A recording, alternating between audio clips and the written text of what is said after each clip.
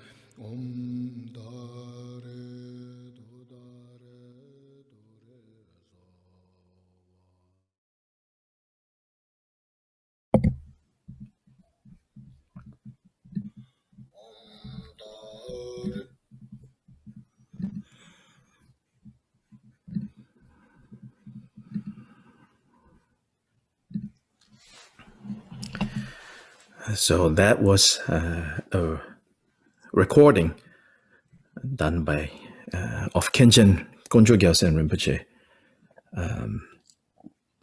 or chanting the Tara mantra, the basic mantra of this Buddha Tara, in 10 syllables. So one way to use a recording like this in the context of the meditation that I was sharing with you is, in fact, just to listen. Thus have I heard. All the Buddhist teachings begin with, thus have I heard. So the ability to hear is actually an important quality. So we have to learn how to hear, how to listen deeply. So in the context of that meditation, you can play the mantra, right? And as you listen to the mantra, the sounds of the mantra, you can also kind of bring it together with breath. As you inhale, Om Tare Tu Tare Tu Re So, Om Tare Tu Tare Tu Re So, Om Tare Tu Tare Tu Re So, Om Tare Tu Tare Tu Re So. Right? So you can inhale, exhale. So then this mantra is a little longer, So what that does also is that it will slow our breath down more kind of naturally. And then, you breathe in, out, in, out, in, out. You want to add another layer, you can also do that. You breathe in with compassion, breathe out with loving kindness, breathe in with compassion, breathe out with loving kindness. In the 7-point Lojong teachings, under the second point, which is the main practice of Lojong, is divided into meditating, formal meditation on absolute bodhicitta, and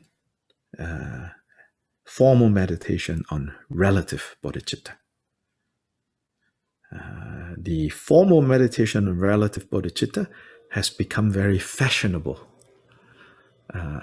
in current modern times, because of, principally, I would say, at least in the West, because of Pema Chodron, this very senior American Buddhist teacher in the Trungpa Rinpoche lineage. She has really popularized this relative bodhicitta formal meditation called Tonglen, called Tonglen. I'm sure, again, many of you know what this is. But I want to point out one thing. In that section, it says, so that second point, there are 10 lines, statements. It says, under the instructions for how to develop Tonglen, it says, when it comes to taking and giving, which is ordinarily understood as to take on the suffering of all beings and to give all beings your happiness. Now, one important point there, it says, when it comes to taking and giving, begin with yourself. Begin with yourself. It's like, what does that mean? Begin with yourself.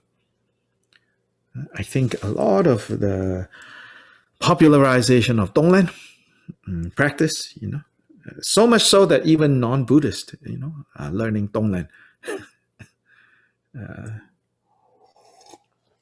But this is a crucial key point. It says when it comes to this practice of Tonglen meditation, there is Tonglen in real action.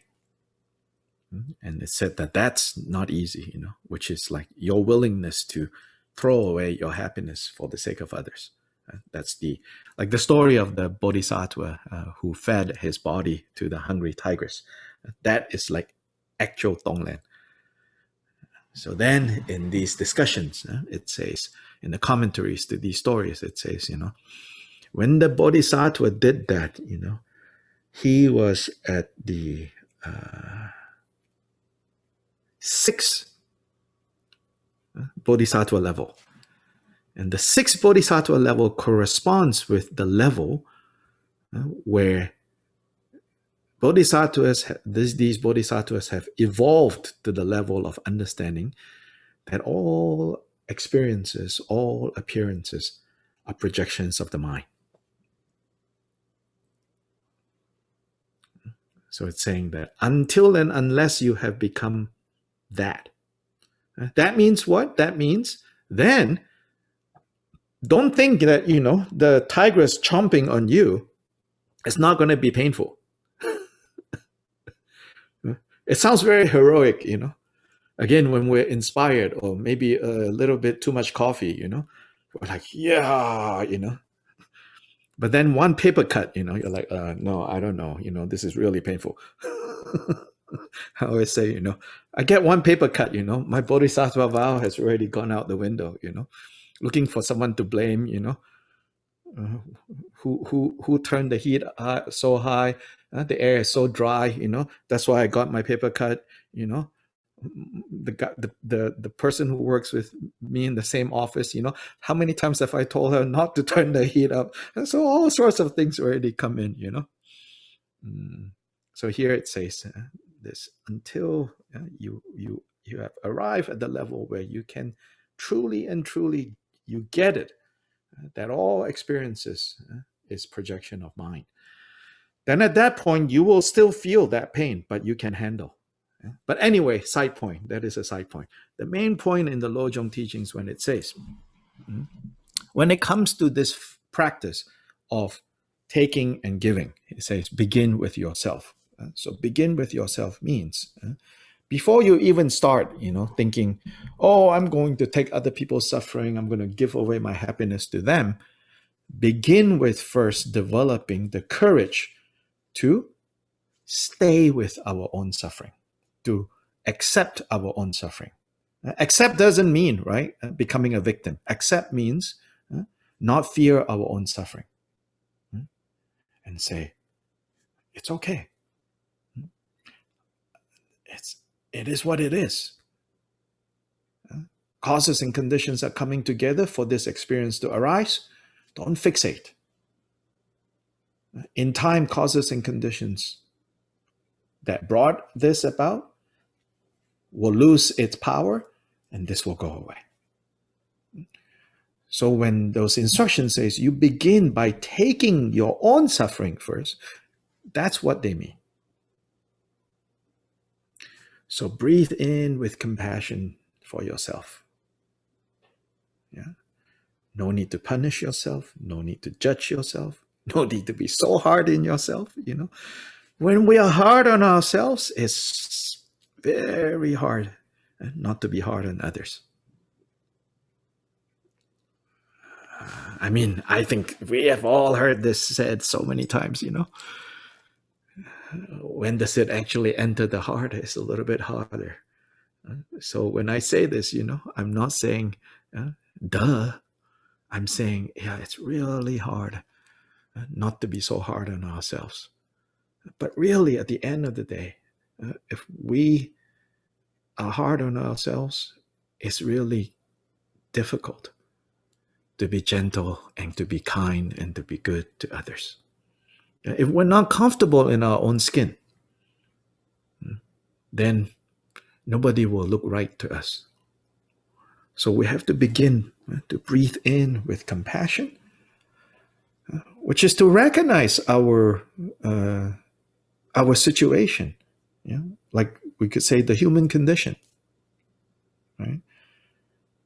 I want to be so noble. It's so inspiring, reading Shantideva, but at the same time, I'm not going to let this go so easily. I still want to pick a fight. It's the human condition. One moment we feel like Buddhists. Next moment, we behave in such a terrible way. It's the human condition, or the condition of being in samsaric existence. So first, we need to develop clarity about this situation. And to get clarity about this situation, it cannot be done, like interrogation room, like the light is shining on you, and then the inspectors are all around, right? The detectives are all around and going, did you do it? Did you do it? That kind of clarity will cause even more suffering. So the kind of clarity that we're talking about is the kind of clarity that can only arise when it has, compassion as its kind of safety net. Then we're not afraid to be vulnerable. Then we're not afraid to be honest. Because we know that when we're honest, we're not going to judge ourselves. We are our worst. For many of us, maybe not for all of us, for many of us, we are our worst judge. So then, because we don't have this compassion for ourselves, then we will never be fully comfortable looking at, our condition. And if we don't see our condition, we can never get out of this mess. All the Buddha's teachings is just theoretical. It'll just be like, oh yeah, the 3 poisons cause suffering. And then we remember the 3 poisons, and then the 5 kleshas, and then the la la la, and on and on and on. We have all these lists memorized, but we don't know what to do with it. So when we have to actually put this into practice, we need to develop compassion. So when we breathe in, this compassion is saying, we need to know how to take care of ourselves. And we have to stop punishing ourselves, stop beating ourselves, stop not liking yourself. Because only under those conditions, that you will be fearless and you will be shameless in a good way. To look at, our situation and not have judgment, but to see what is a hindrance, what is a fault, and to purify the hindrances and the faults. We call obstacles, hindrances, kleshas, right? Because if we don't see what the kleshas are, if we don't see how the kleshas take over us, how are we going to free ourselves from the kleshas? It's not possible. So breathe in with compassion. Then breathe out. Right? So breathe in with compassion means, it's okay, I can take this. I can accept that right now, this is my situation. I don't have to beat myself anymore.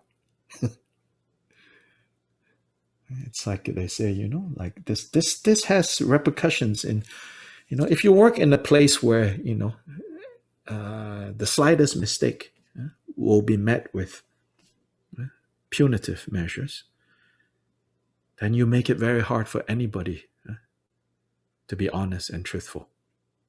Right? Same principle. apply to our own lives?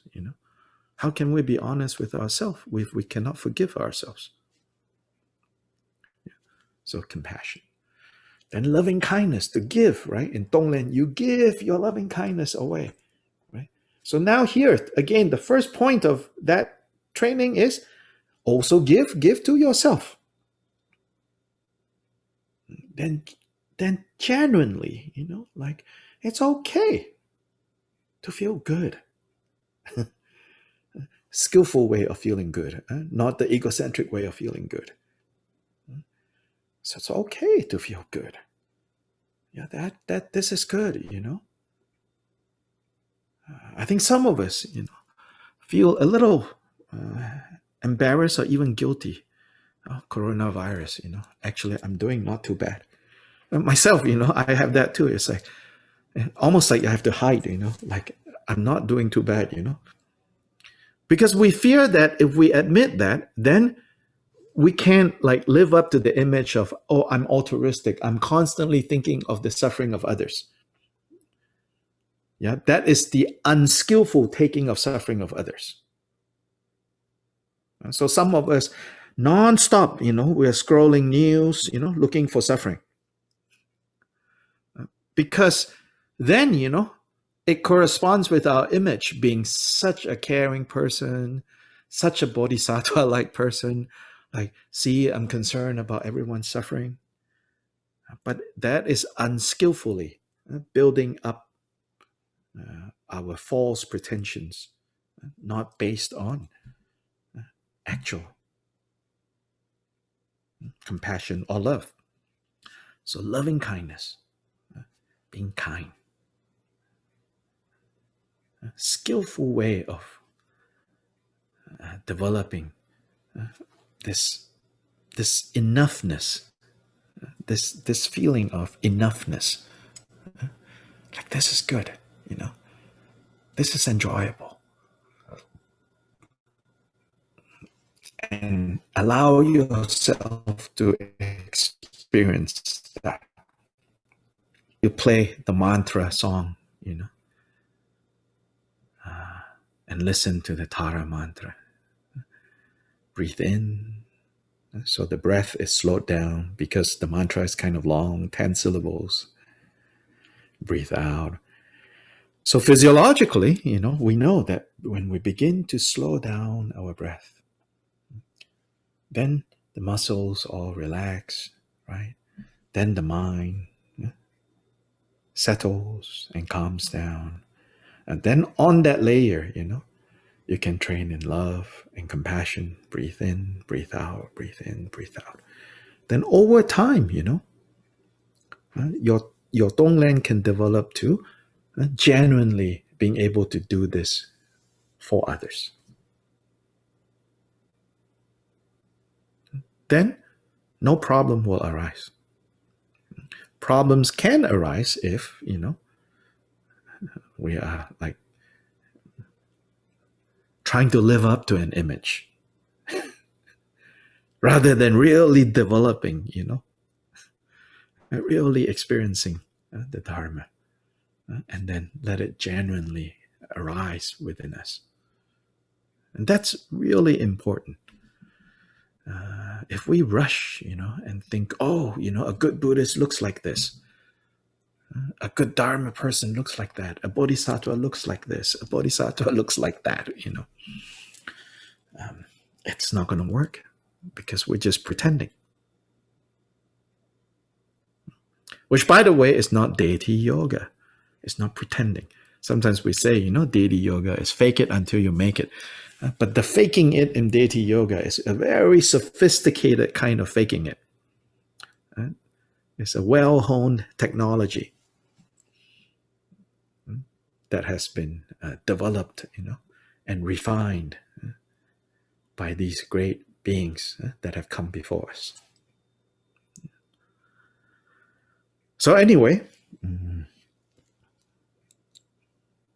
just to be able to do a session of practice, by beginning with the opening recitation of altruistic mind, of bodhicitta, aspirational engagement, taking refuge, 4 immeasurables, the sevenfold puja in brief, and then letting body and mind settle. This is a kind of settling where the mind is present, but radiant, and content. And then you can incorporate the other kind of suggestions that I've shared with you. So let's see if you have any questions or comments, observations.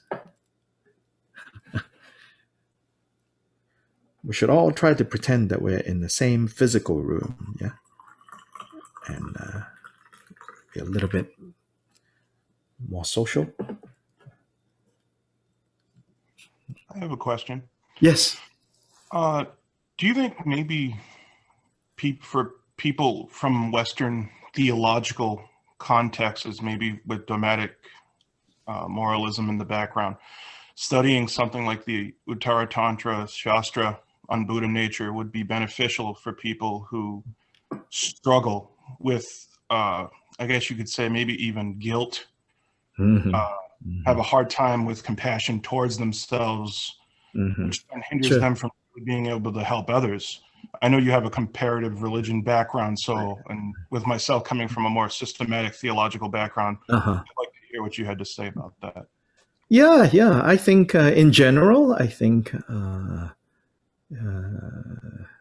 teachers who have taught in the West have made the observation that even though in terms of like systematic organizing of the Buddha's teachings, Buddha nature teachings is considered the third turning, So systematically, it would be like, oh, you don't learn that until then, right?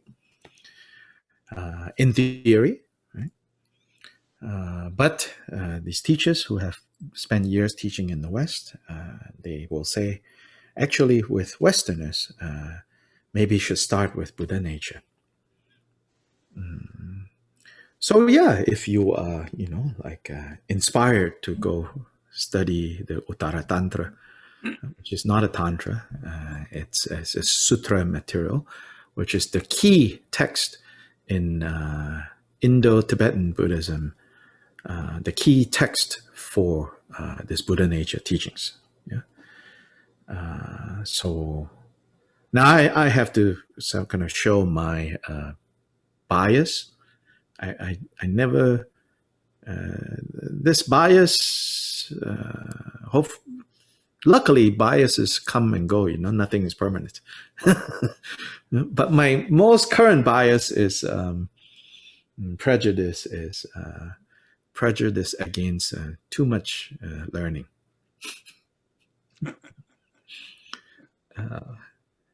Too much learning and too much indoctrination. And the sophistication and the detailedness, right, of these commentaries can sometimes give us a false sense of confidence. In the West, splitting hair, it's like an insult, right? Oh, you're just splitting hair, But in many of these commentary works, starting in Nalanda, the Indian kind of mindset, and then, imported into Tibet, when if somebody try to insult them and say, you're splitting hair, they're like, oh, yeah. Let's see, how many can I split, You can only split that hair into 8 parts. I can do it 16 parts. Yeah, I actually share your prejudice myself. When I first came to Buddhism, I needed a teacher who would step on my hands and toes, essentially.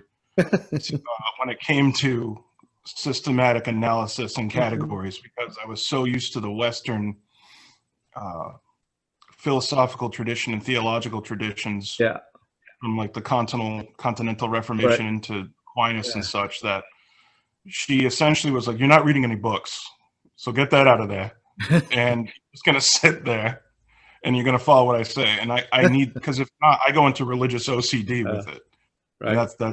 But thank you. That's what I wanted to know. But I want to share with you. So I'm don't misunderstand. I think if you know how to skillfully read these kinds of commentarial work, you can get a lot out of it. You can say, wait, what is the take-home lesson? There's one level where people are debating, so they're they're sharpening their Manjushri sword. I call it. They're like sharpening that. So there's that going on, right? But don't get carried away, right? And then I have memorized everything, but then am I convinced that I have Buddha nature? Not yet, so try to read those things with this always asking, what is the take home lesson? Therefore what? I can say that therefore what is not often brought up, in these types of texts. There are texts that will bring this out. They are what's called ningtam. It's a genre of instructions. Ningtam is ning is hard, right? Hard instructions, ningtam. And those are like, directly kind of pointing to, okay, what is this? What is this? And so one ningtam that Kenjen Rinpoche uses, he said, although there's all kinds of sophisticated arguments and quotation from scripture and this and that you can bring in to talk about Buddha nature,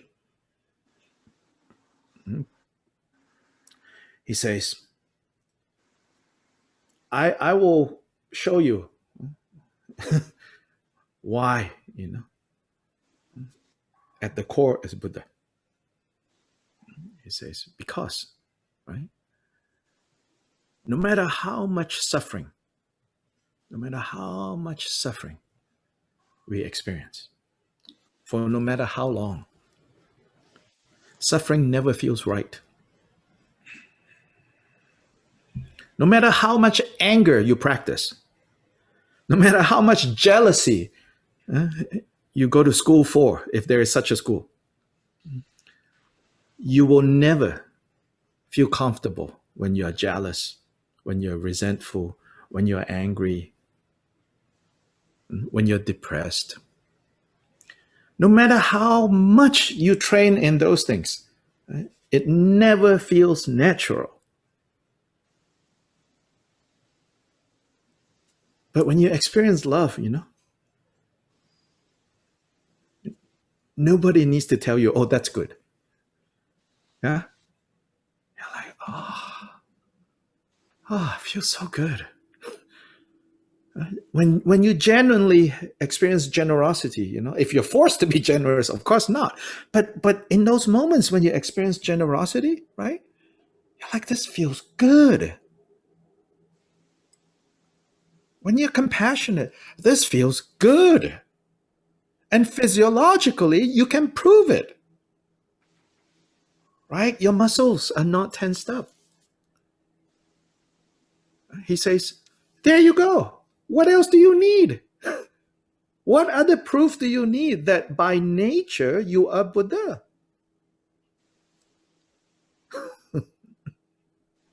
So I've always found that to be the most convincing argument. That is our nature. Now, of course, nurture would be, I experience generosity, and then the next moment it's like, oh my God, what am I going to eat? I gave away my $100. That's the nurture, Then the anxiety comes in, right? And that is never comfortable. But in the giving, in the loving, in the being patient, And here Buddhist patient is not like patient, right? It's acceptance. Once you accept, feels good. So always go back to that,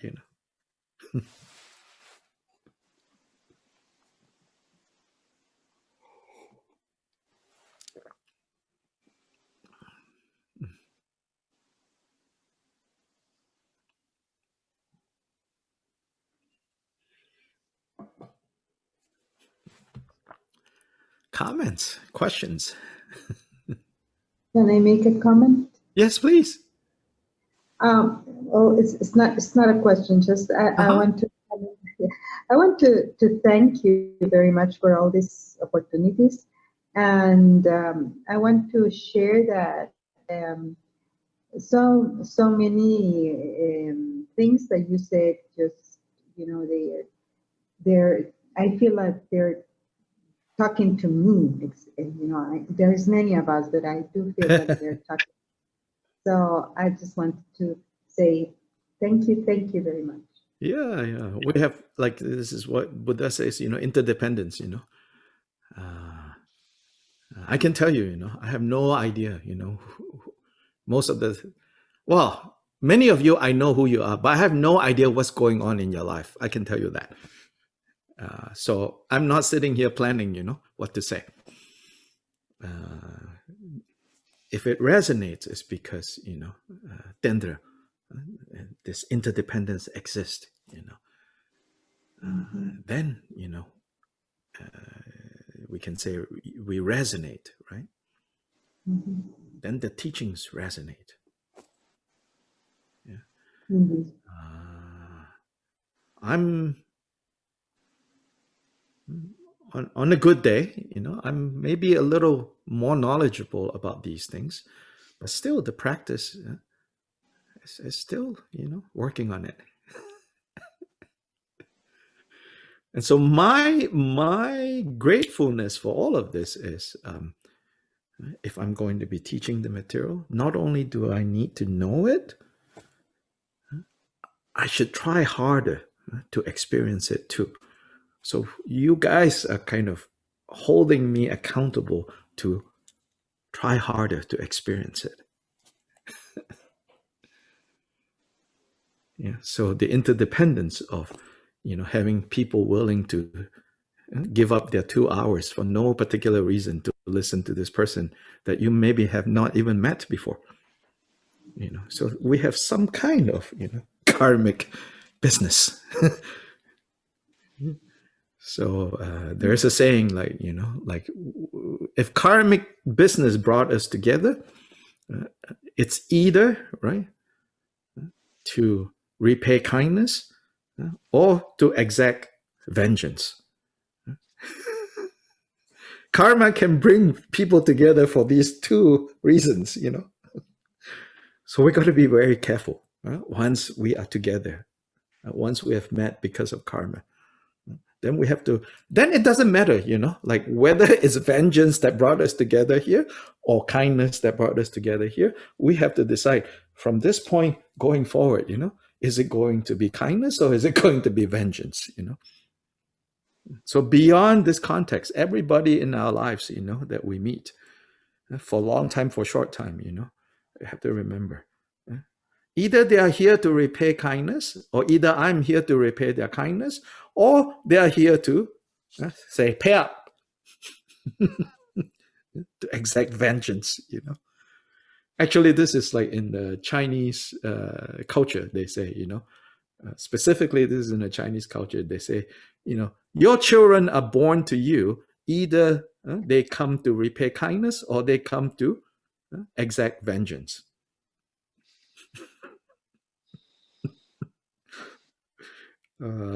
Which is to say, then we have to decide, moving forward, is it going to, are we going to meet each other again because of kindness or because of vengeance?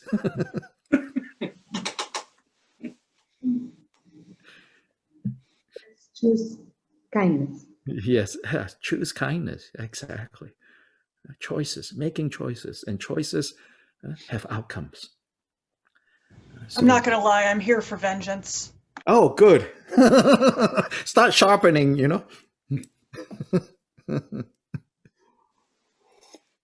I mean, some days, that's the truth.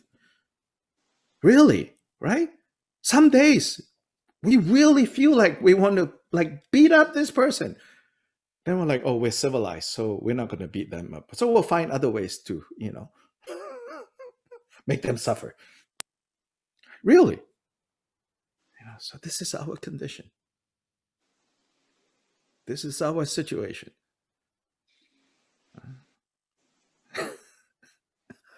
Just got to try better.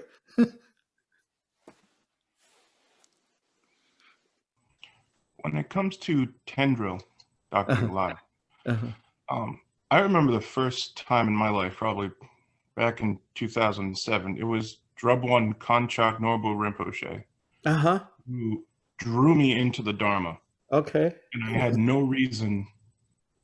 I grew up Catholic and dogmatic at that. Well, there's so, good reason there, you know. You're already halfway in Tibetan Buddhism. But I couldn't explain it logically to you. I couldn't give you an Aristotelian critique as to why I was so drawn to this man that I hadn't known at all in my life, but it was like a moth to a flame. Right. And ever since, I've been drawn to the Drinkun Kagyu because of him. And Garchen Rinpoche and general.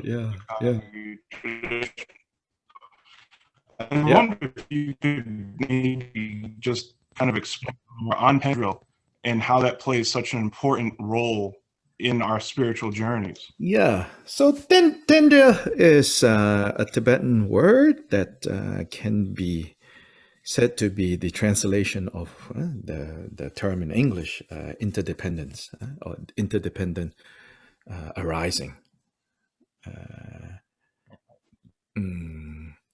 So then basically we're talking about cause and effect. We're talking about karma.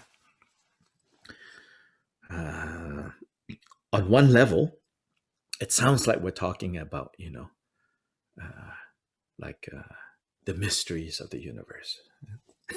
Sometimes it sounds like that, you know, oh, we have Tendril, you know. But fundamentally, Tendril is choices that we made, right? And we never make choices in a vacuum. We make choices in an interdependence of other people involved. So once we make some choices, then there are going to be outcomes for those choices. So the outcomes are going to bring things together or tear things apart. So on the root level, that's what we're talking about. Then on the level of, yes, as practitioners, when we begin to look at things in the way of understanding Tendril, understanding interdependence, right? Then we begin to also start to pay attention to small things. Yeah. But be careful though, right? Small things as in to notice like how something can lead to something and something can lead to something. But at the same time, be careful. Religious people, not just Buddhists, any kind of religious people are very susceptible to delusional, right? To all sorts of delusion, right? Like the world was created for me. You know, this is about me, you know. So also be careful, you know. It doesn't matter what kind of religion, you know, religious people are prone to, you know, interpreting everything according to, you know, me. So we want to be careful about that for sure. But on the other hand, recognizing this principle of Tendril means that we don't take, in one context, it means we don't take each other for granted. Yeah, when I say that something brought us here together, then that same, you know, the way I would like to kind of practice the implication of Tendril is something brought us here together. It could be vengeance. It could be, I have no idea. Yeah. So therefore, we are now married to each other, and so we'll torture each other. Right? But we can decide, you know, moving forward, is it going to be kindness or vengeance? So whatever it is, whatever karmic connection brought us here together, what we can decide still is moving forward, what is it going to be based on? Yes, so it operates on many levels, this notion of interdependence.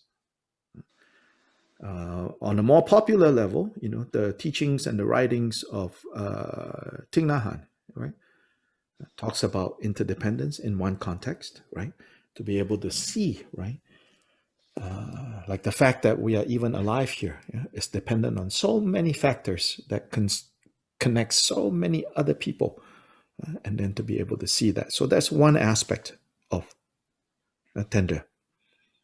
Another aspect of Tendra is about karma, meaning skillful or unskillful actions.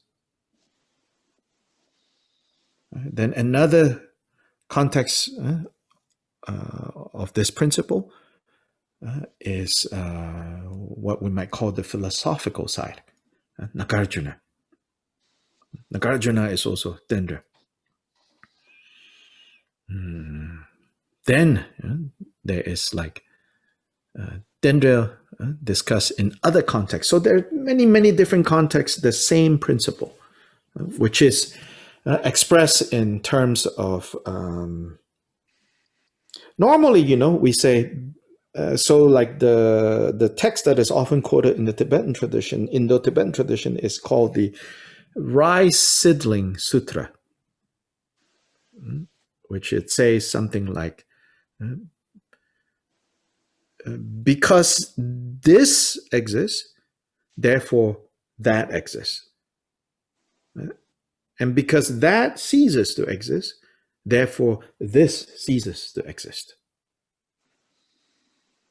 The classic kind of root definition of what we're talking about when we say interdependence. Yeah. Now, sometimes that is translated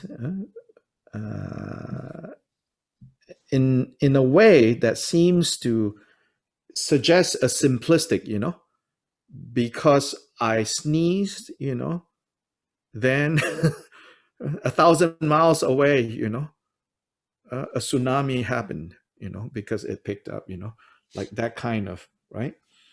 It's not like that.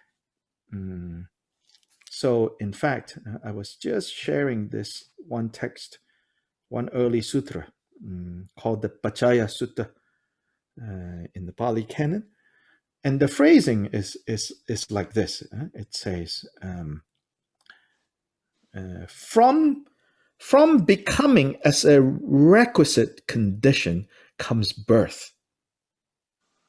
So the notion is as a requisite condition, as a necessary condition. So it's not so much about direct causation, but it's a necessary. So for this to happen, it necessitates that. For that to happen, it necessitates that. So then when we actually begin to look more into it, it suddenly becomes something not so easily kind of, it's not a bookkeeper's balance, P&L. It's going in all directions, kind of sometimes called Indra's net. There's so many nodes, so much so that then it's often said that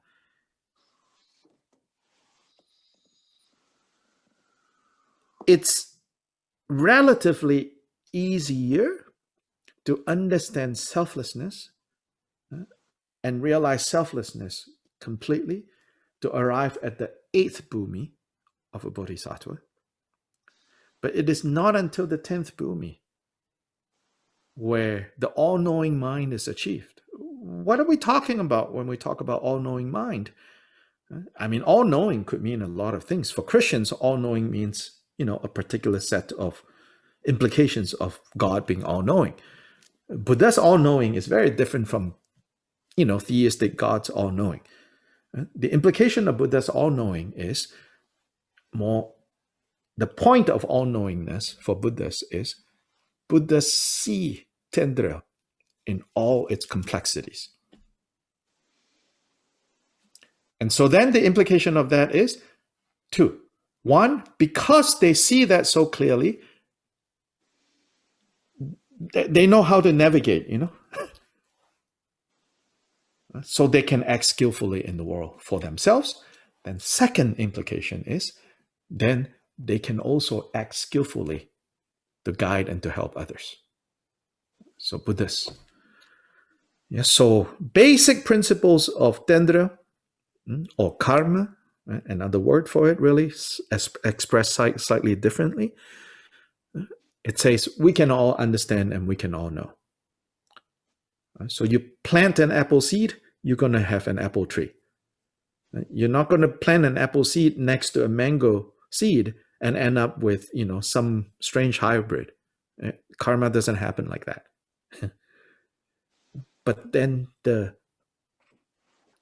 exact workings of what conditions, joining with what causes, giving rise to what results, which in turn, becomes a fruitful context for what other actions to occur and what other conditions to support.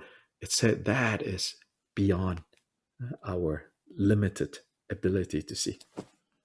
So there is when it leaves space for magic,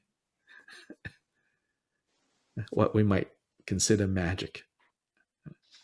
It leaves some space for surprise. Wow. Like the surprise of meeting, Drwang Rinpoche. So many of you have not met Drwang Rinpoche. Drwang Rinpoche has passed away. And in Andrew's case, meeting Drwang Rinpoche got him hooked. That is a very special Dendra. Because Drwang Rinpoche is not the cuddly, giggling, ha ha ha ha ha, Tibetan Lama that everybody loves. Drwang Rinpoche is more likely to yell at you. And when he talks, and and they're like, what is he saying? He's usually talking about karma. He's talking about karma. He's talking about take refuge, deepen refuge. He's like the style of Atisha, karma, take refuge, karma, take refuge, karma, take refuge. So that is definitely some special Dendra there. Thank you for taking the time to answer my questions, and thank you for everyone for putting up with my extensive questions. Well, this is what we do. Renee, I think you had a question, and then Christina, you had something to say. Hi, thank you very much to everyone. So my question is, I don't want this session to finish without taking a lesson from what you explained about accepting us and being kind and being, well, less simply like being softer with us. And what I'm thinking is next time I do Tonglen, my question is, one of the things I should, or you suggest that I should, and everyone, I guess, to wish for ourselves to go, would be to finally be able to accept us the way we are. And we have to work on it. It's not so easy. No, I know. Yes, we have to work on it. Yes. Okay. Yeah, we have to work on it. Yes. And mainly we have to work on that first, I would say. Yeah. But work on that based on the Mahayana motivation. Yeah. Not work on that as in, sorry, I don't have time for the rest of you. I got to take care of myself first. Not like that. Yeah? But rather, I can only take care of them if I know how to take care of myself.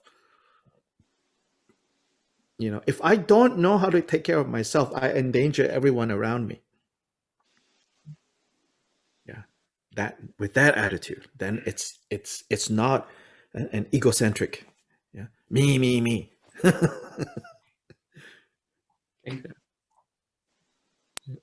Christina. Yes, there's a guy on the chat line. Either Julian. He has a question for you. Oh, okay. Yeah, good. Because I don't normally see what's there. So let's see. Thank you. Thank you. Yeah. Oh, there you are. Here. Yeah, you can. Cesar. Yeah, I'm the person that when I hearing the English, I understand like 80%, but when I trying to talk, it's like 50%. Sorry for my English first. Oh, Well, you don't even want to know how many % of Spanish I have. So you are good. Don't worry. yes, but in this group, I'm going to practice more and Good. for understand more. Good. But sorry if sometimes I speak something No, wrong. no, don't worry about it. Don't worry about it. Speak. Okay. Yes. My We can help question each other, is, you know. There are other people who know Spanish and English as well, you know. You get stuck, they are supposed to help. okay. If I forgot some word, Exactly. I going to help. Exactly. Pay help. Okay. My question is how to avoid an internal conflict when we try to create correct decisions. I mean, not to create a struggle between good and bad and turning it into a fight. Yes, yes. That's my Yeah. question. Thank you. Yes, yes. Again, you know, we think too much. First of all, we think too much, you know. Then when we think too much, we forget that thinking, right, is insubstantial. Yeah. And so because we think too much, right? And really what we mean by think too much is we forget that all experiences are interdependently arising. Yeah. So then we become trapped in our thoughts because they become so real. And then we become stuck in our thoughts. Yeah. So I'm not saying that, you know, practicing Dharma doesn't involve thinking, should I do this or should I do that? As to how you sort out, should I do this or should I do that? We all have to kind of work that out ourselves, right? But first we have to learn, you know, the profound way in which the Buddha points out what produces happiness, what produces suffering, the importance of making choices, and also the insubstantial nature of experiences. Those two always have to come together. If you only take one and ignore the other, if you only take one, which is, oh, all experiences are insubstantial, then you run the risk of what we call nihilism. You know, oh, nothing matters. You know, oh, it's all just the mind. You know, yeah, paper cut is also mind, but you know, that's one danger. The other danger is, right, what we call essentialism, which is to fall on the other side, which is we get so wrapped up in what is right, what is wrong, what should I do, what should I not do, until, you know, you get all tangled up. So that becomes what Buddha calls a thicket of views. Meaning like, you know, like these branches with lots of thorns, you know, you go in and you get all trapped inside. So you get all tied up. But when you bring the two together, and on the one hand, you know clearly, you know, this is how suffering arises. I've made this choice, you know, because sometimes, you know, even when we see so clearly, oh, this is going to bring pain, you know, but our habits, we have no power over habits. Habits are now more powerful, you know. So then we say, okay, let's get ready, you know, because the pain is going to come. But to me, that is really very good when you're able to see that. Because at least you're not going to do something and say, Maybe this time is not going to bring pain, which is normally how we think, Maybe this time, this unskillful act, maybe just this time, it's not going to bring pain. Sure. So, to answer your question, I don't know if I really answered it. I would say absolute bodhicitta, relative bodhicitta are inseparable. Absolute bodhicitta is seeing the unborn nature, the birthless nature of all experiences, meaning we're talking about insubstantiality. Yeah. Then the relative bodhicitta is training in love and compassion. Love and compassion being the prime mover of us choosing how we want to act. Bring these two together.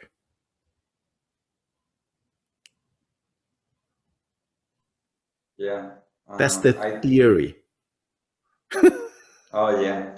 Yeah, because when something bad comes, you make it so solid. You freeze the moment in bad way. Oh, yes. Yes. I forget the both bodhicitta. The bodhicitta complete. Yes. The problem. Yes. We're all in that, Yeah. Thank you for your answer. Yeah. I see the things with more clarity in other way that I don't see it in other moment. Yeah. Then after the theory, for it to actually end, like to be experienced, then you have to get some bruises, some cuts, some bleeding, some bandage, We have to suffer a little bit. As long as the suffering can also give rise to insight, understanding, then it's worth it. Yeah. But most of the time we are suffering pointlessly.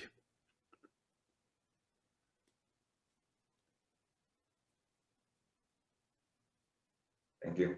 Mm-hmm.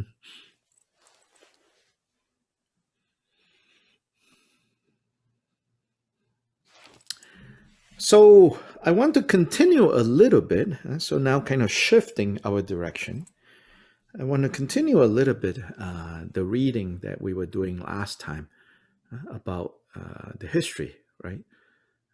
History in the sense of this particular lineage and the significance of this lineage and what can we learn from the early times of this lineage. Yeah?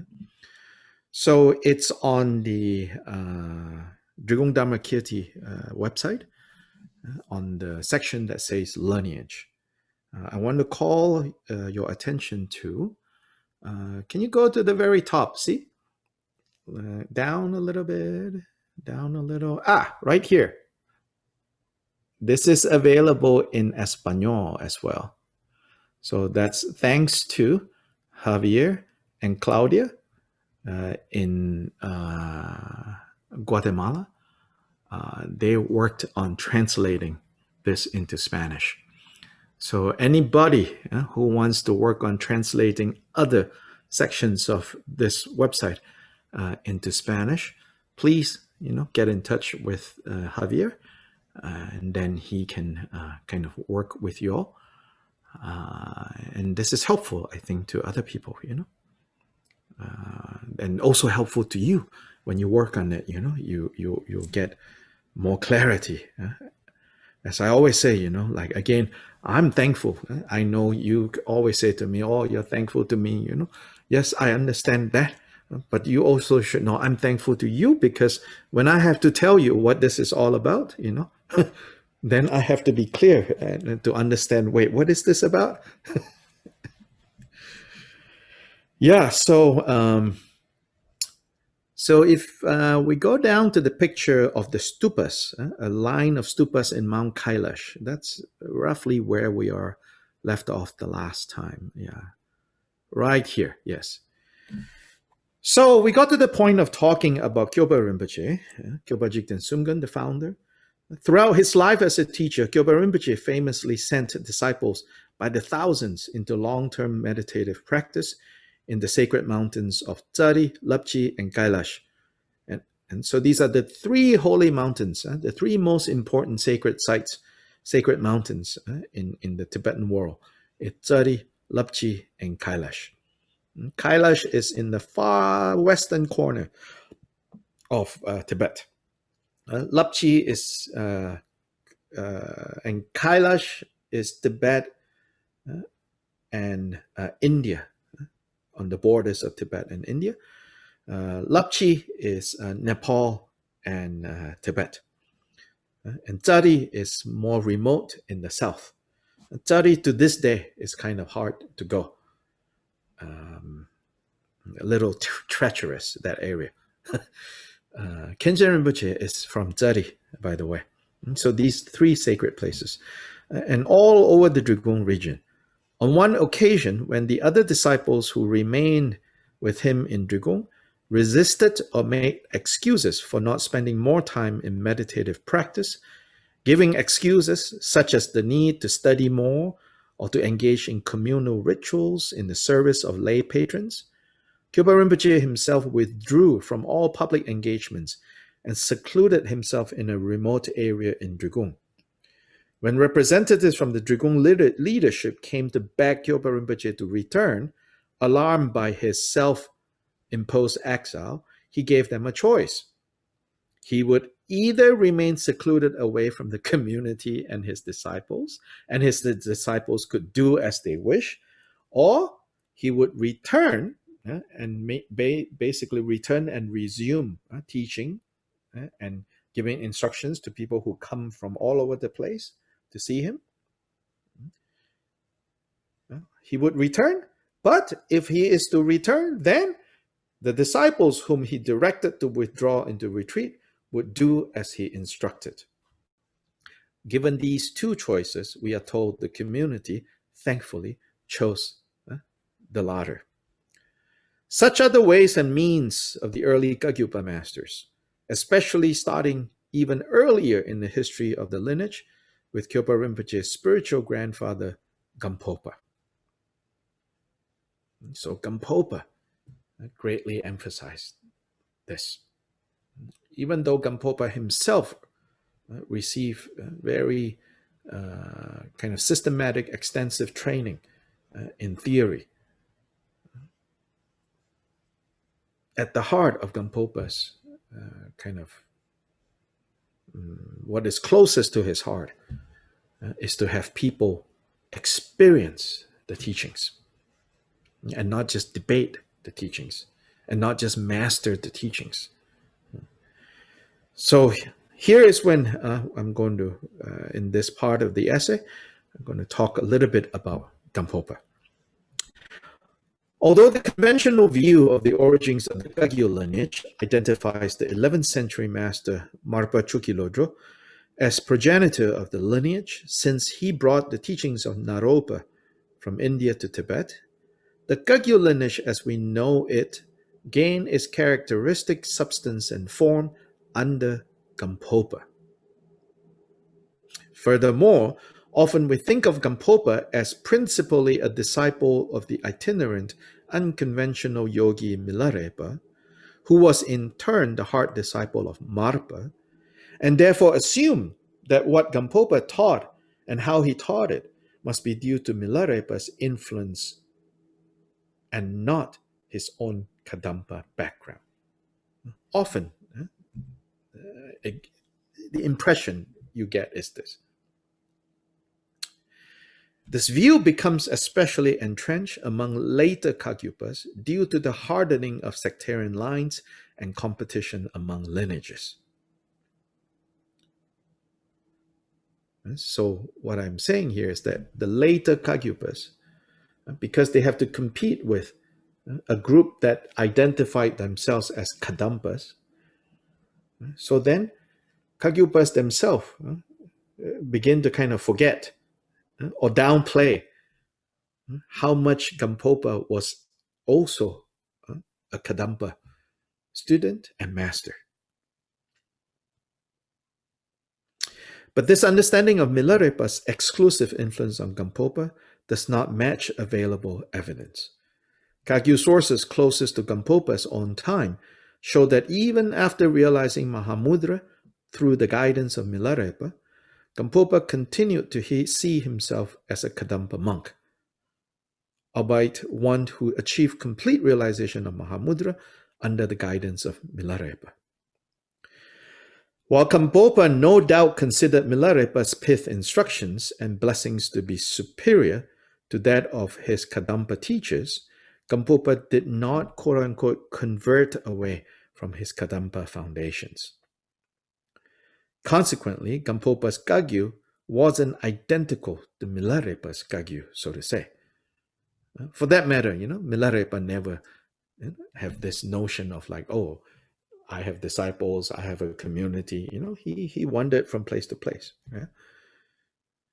Gampopa's Kagyu, or Dakpo Kagyu, named after Dakla Gampo, where Gampopa taught, bears the unique imprint of Gampopa's own background and experience.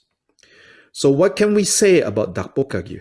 Briefly, we can say that Gampopa's Kadampa training foregrounds bodhicitta among all the other aspects of Dharma. As for his training with Milarepa, it was primarily the blessings that he received from Milarepa that finally enabled Gampopa's full realization of Mahamudra, something that Gampopa's Kadampa training alone could not engender. Gampopa needed Milarepa's blessings. He needed Milarepa's heart to be transferred to his heart. Thus, bodhicitta training and Mahamudra through devotion are central to Dakpo Kagyu. In Gampopa's Kagyu approach, bodhicitta is always related to Mahamudra, and Mahamudra without bodhicitta makes no sense. This dual emphasis is also prominently at the core of Kyopa Rinpoche's Drigum Kagyu. On top of this, his explanations for the process of actualizing bodhicitta and Mahamudra often make use of the principle of dependent origination, which is another core Buddhist teaching. This is succinctly illustrated in the following quote from the Blazing Precious Vajra, the earliest biography of Kyopa Rinpoche written by his nephew and heart disciple Chenga Sherab Jungne. Here Sherab Jungne advises his readers on how to relate to the life story of Kyopa Rinpoche he is about to tell. The principle of the dependent origination, Dendra, of causes and effects apply equally to Buddhas and sentient beings. So that means, whether we're talking about samsara, whether we're talking about nirvana, it doesn't exceed. There is not an instance, a speck of dust, whether in samsara or nirvana, that is not based on the principle of dependent origination of causes and effect. If we emulate the example of the Dharma Lord Jigten Sumgön in his elimination of obstacles and application of beneficial means, then the perfect benefit for ourselves, which is the direct realization of Mahamudra, and the perfect benefit for others, which is bodhicitta, will arise as the result. Therefore, practice this perfect way to liberation that has been modeled for you by Jigten Sumgön.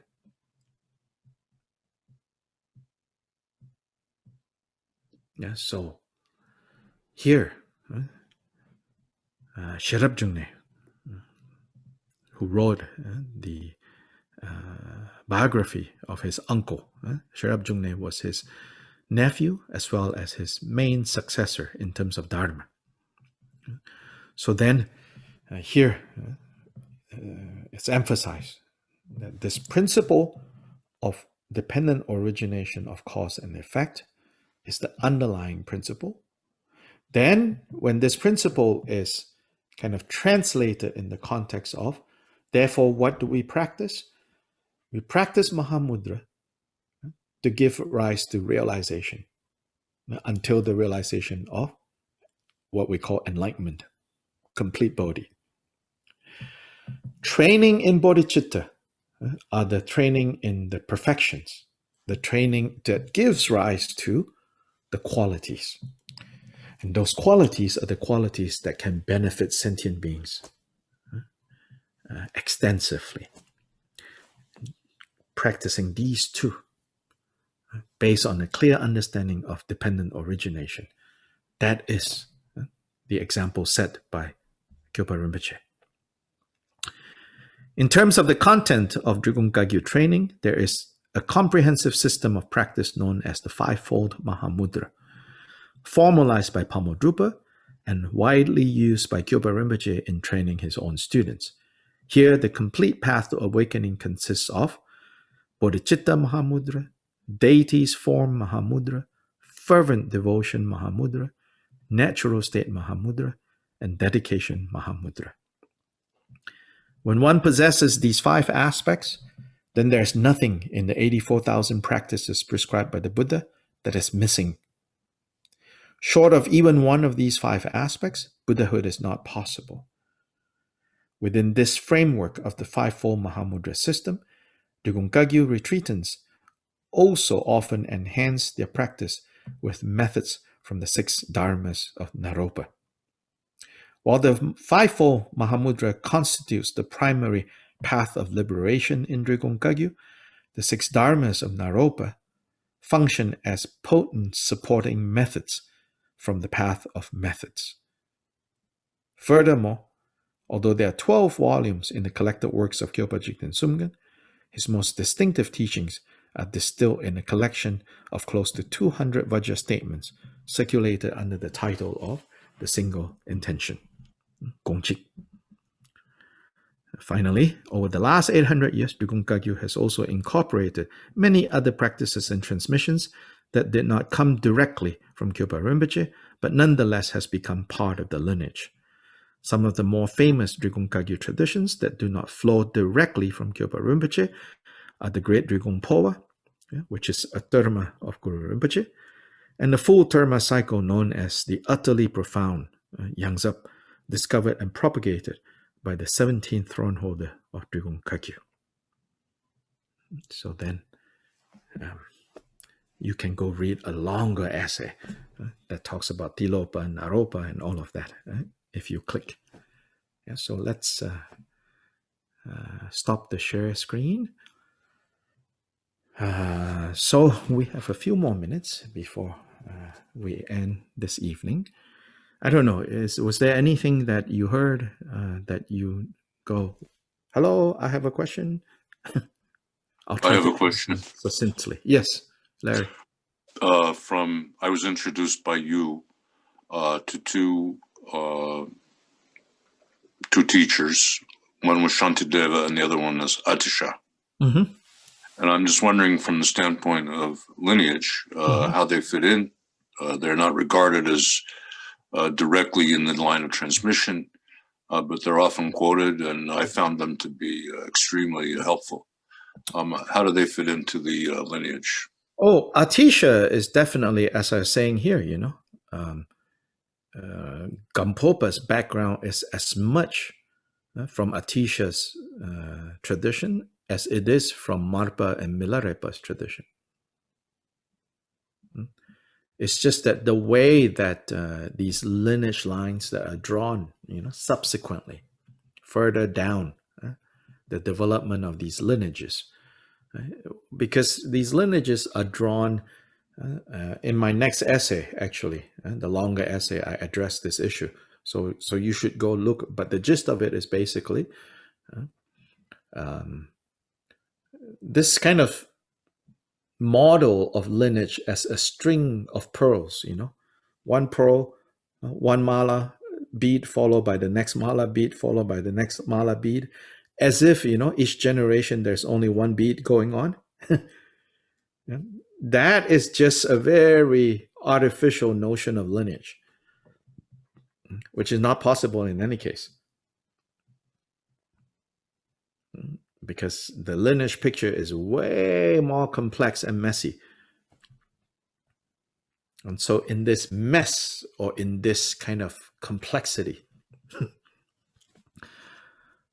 as I want to point out, like, Atisha's influence is just as strong, right, within the Dakpo Kagyu.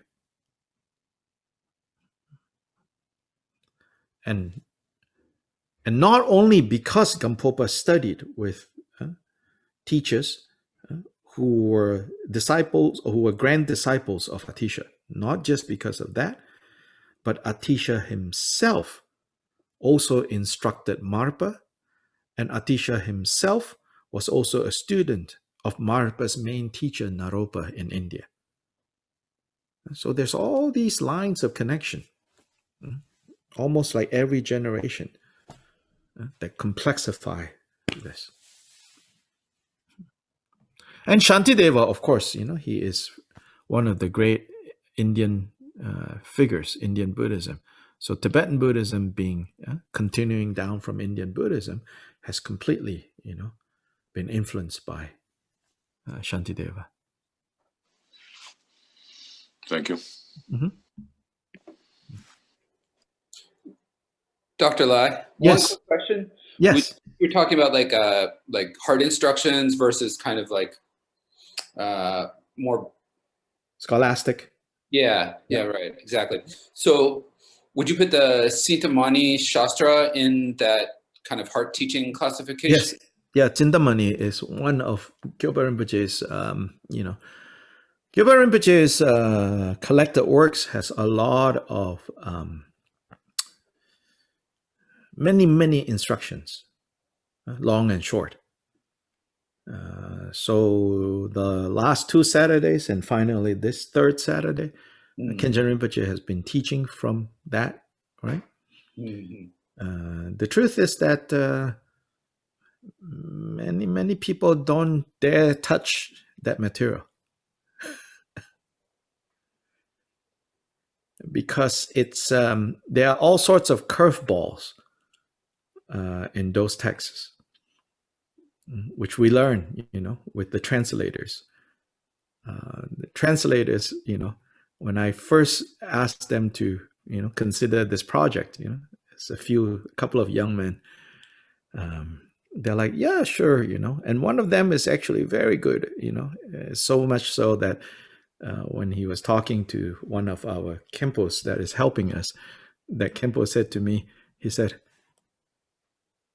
this guy is really good, his Tibetan. He was like, what about his English? Is his English okay? I was like, Khenpo, he's American kid, Yeah, anyway,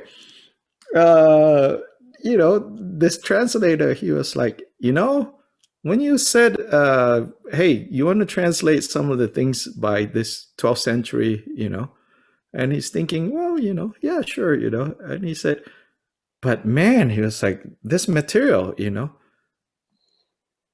there's like, you don't expect it, it'll go, yes, you get what he's saying. Then suddenly it's like, wait, what? Wait, what are you saying? And so talking to other people, like this Khenpo that was helping us, he said, because Kyoba Rinpoche's material, is in the yogi style. And so there's a lot of colloquialism. There's a lot of like very particular to his area, his time. And then after that, people don't know what it means. Now, from a scholarly point of view, right, we all know the so-called 100,000 songs of Milarepa, Milagyubum, right? So Milarepa lived in what, 11th century, right? 3 generations before Kyoba Rinpoche. But what we have today, called the Milagyubum, was brought together and basically edited, cleaned up, standardized by Zangyong Heruka, who lived like, 15th century?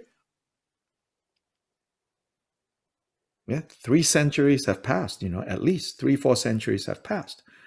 So really, I mean, Milarepa songs are, very touching and very, inspiring.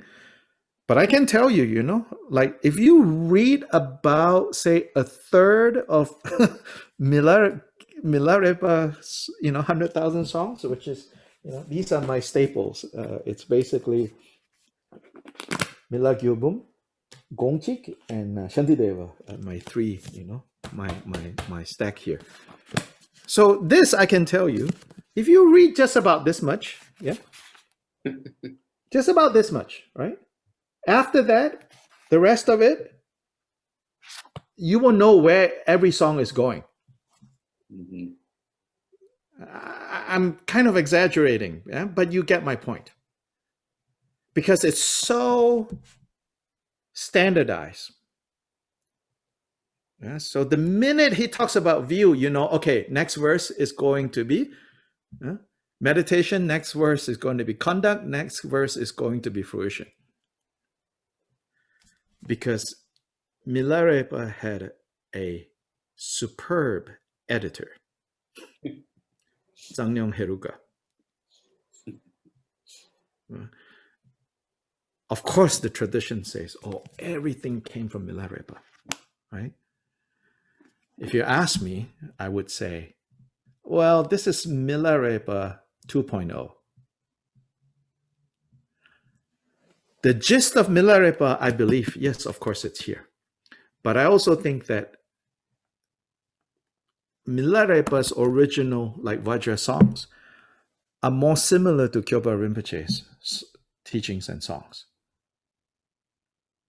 Not so streamlined, not so predictable, a whole bunch of colloquialism,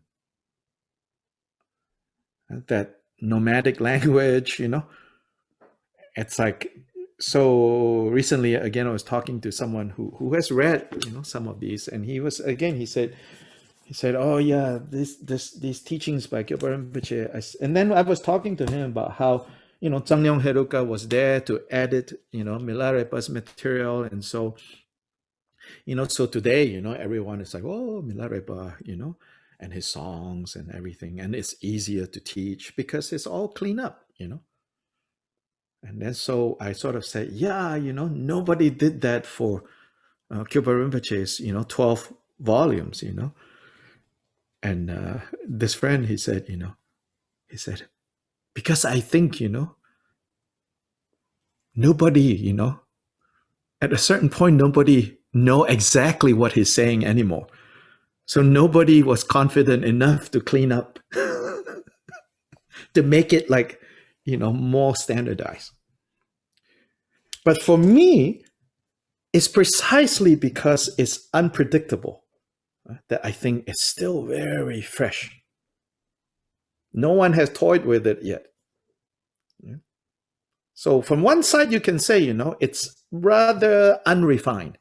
But from another side, it's really, it just comes from his heart, not from theory.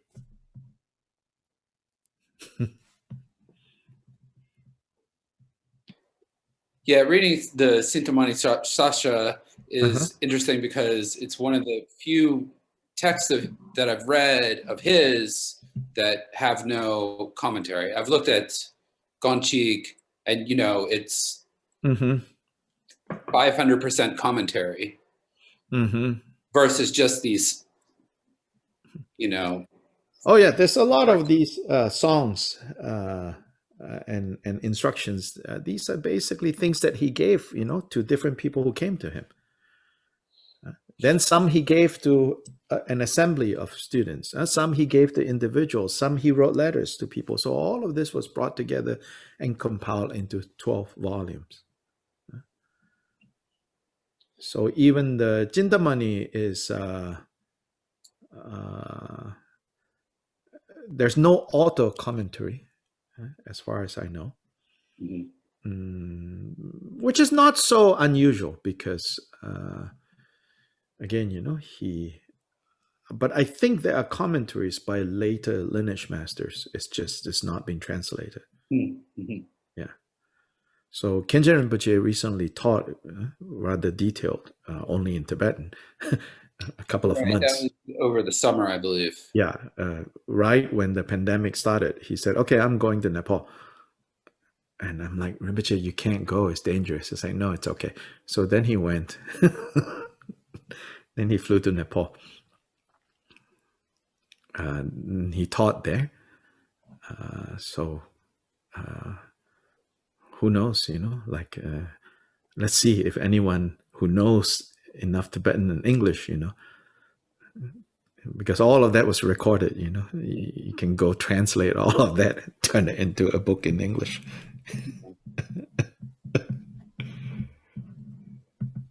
Yeah, Chintamani Shastra. Okay, so we should do dedication at the end. So this dedication, keep it simple. Main point is, of course, we come one full circle.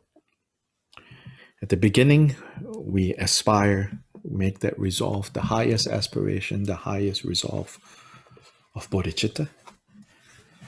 In the middle, during the main practice, we continue to be guided by the motivation, as well as the mindset of non-grasping, not to become stuck, not to become fixated, even with something as good as the practice. Not to be fixated, not to be stuck doesn't mean wishy-washy. What it means is that, well, one of the meanings is like, don't intellectualize. This is, again, Kagyupa. Don't intellectualize this. Really, always ask, what is the take-home lesson? And the take-home lesson will change, will evolve over time based on us. Right now, this is what it means to me. Then good. Then just know that even that will change. The same words that you have read at the beginning, 10 years later, you read the same words, they are going to take on a different meaning. That's because we evolve. This is also Kyöpa Rinpoche's way of talking about all the stages. He says that these stages, right? Often people talk about Hinayana, Mahayana, Vajrayana. He says at the end of the day, it's not that the Buddha, actually had things called Hinayana, Mahayana, Vajrayana. He says Hinayana, Mahayana, Vajrayana is based on the practitioner's maturity. The Four Noble Truths, the same Four Noble Truths, its profundity, its meaning becomes deeper and deeper, clearer and clearer as the practitioner's mind evolves. Yeah, so non-grasping, coming back to in the middle of during the session, and then at the end, dedication. And dedication takes us all the way back to the beginning. What dedication is saying is, whatever good, whatever that have been accumulated in this last session, may it be dedicated to the liberation of all beings from confusion and suffering. And this is also practicing the non-grasping, which is in the second part. Then, going back to the first part, what is bodhicitta? Is also non-grasping. So these are called the three excellences. The excellence in the beginning is the excellent resolve. The excellence in the middle is the excellence of non-grasping. The excellence at the end is the excellence of dedication. In the end, they are not three things. It's the same thing.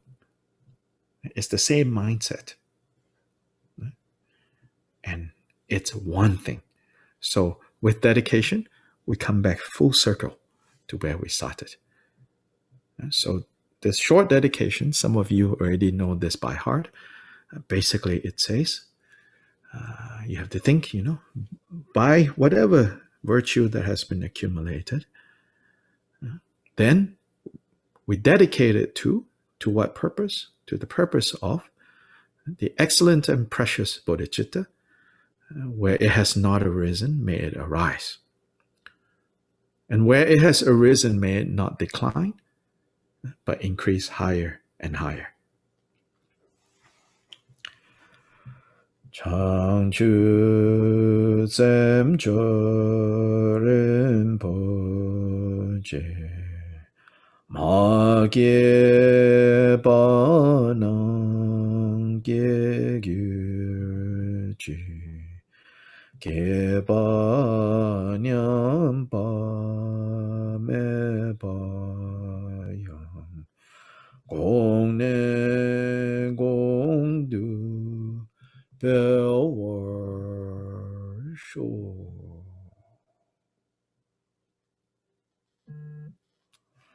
Okay, good night, good morning, good day. Thank you, Dr. Lai.